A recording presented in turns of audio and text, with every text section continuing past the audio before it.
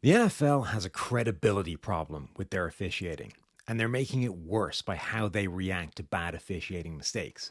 The latest example of horrendous officiating was when referee Brad Allen screwed up a play that effectively cost the Detroit Lions a game against the Dallas Cowboys with a really bad mistake. Now, I don't want to make this about how the Lions got screwed. Earlier in the game, Dallas got screwed with a bad mistake by the same crew on a tripping call. That same crew did the same thing earlier in the year when on one drive they first screwed the Green Bay defense before bailing them out with another bad call. They went both ways. The real story here is that the NFL doesn't treat bad officiating the way most leagues do. This was a massive mistake that potentially changed the entire outcome of the game, with key playoff implications. There's too many checks in place for this kind of error to be allowed to happen. So when it did anyway, people inevitably start assuming it has to be deliberate. The NFL is rigged. That's a narrative that won't die. The league is scripted. The league even made a joke about it in their own advertising campaign. And the reason it won't die is because the NFL has one of the most opaque processes of any sport when it comes to officiating and review. Rugby broadcasts the conversation between referees and the TMO or the Sky Judge. You hear the debate about the call. When there was a mistake of this kind of magnitude in soccer, the Premier League was forced to release the VAR audio to prove that it wasn't corruption, that it was just a terrible mistake. There are times when the best you can do is explain that it wasn't corruption, it was basic human incompetence.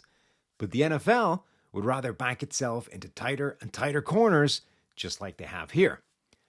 Somehow, the official party line is to call at least 3 different Detroit Lions personnel, including the head coach, an outright liar, and try and blame Detroit for not catching the mistake rather than the guy who actually made the mistake in the first place. And they're doing all that despite still not actually acknowledging there even was a mistake.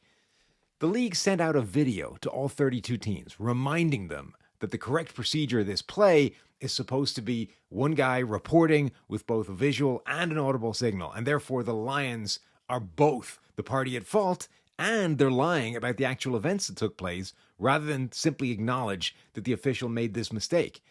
That's a dangerous pathway to go down for a couple of reasons. Number one, not only is the league showing no interest in fixing the issue and to avoid this kind of mistake in the future, but number two, because that attitude also inevitably leads more and more people to assume that it's deliberate, that it's corruption, and not just incompetent. The NFL is undermining their own credibility by offering no accountability and refusing to accept that there was a mistake made. This actually has the opposite effect of the one I assume they think it has. By pretending no mistake was made, I assume the league thinks it's maintaining the credibility of officiating. These guys didn't get it wrong. But in reality, when nobody believes you, it's doing the exact opposite thing. Almost every sport has fans that think their officials suck. It's a pretty tough job. Mistakes are made. Everybody's only human. All a sport can try and do is minimize as many of those mistakes as possible and keep improving that process. The NFL has this worrying tendency to refuse to acknowledge mistakes happen and instead just blindly defend the bad calls that do get made. It's hard to argue with the success of the NFL. It's a $10 billion juggernaut that just keeps rolling over anything and everything in its path. But at some stage in this world of growing conspiracy theories and paranoia, the ever-increasing volume of people that assume the league is corrupt or rigs the outcomes is going to be a problem for them. This was a chance to finally draw a line in the sand and show some transparency on the process. Instead, they doubled down on this absurd explanation of what took place and actually pushed the blame towards one of the teams, who tried everything in their power to stick within the rules. They walked the officials through the play before the game.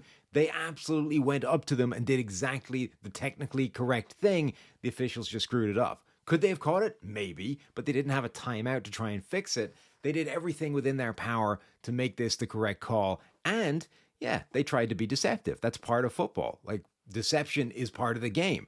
It was within the rules, so they should have gotten away with it. It isn't their fault. The NFL had a bad day when Brad Allen goofed, but they had an even worse day when they decided to back him to the hilt and expected everybody to just swallow that. Let me know what your take is on this play, on the whole officiating mess, on the NFL's response in the comments. What do you think should have happened? Who do you think screwed up? And as always, check out the other videos, drop a like, a subscribe, hit that little bell button. The algorithm loves it. Until next time, see you all later.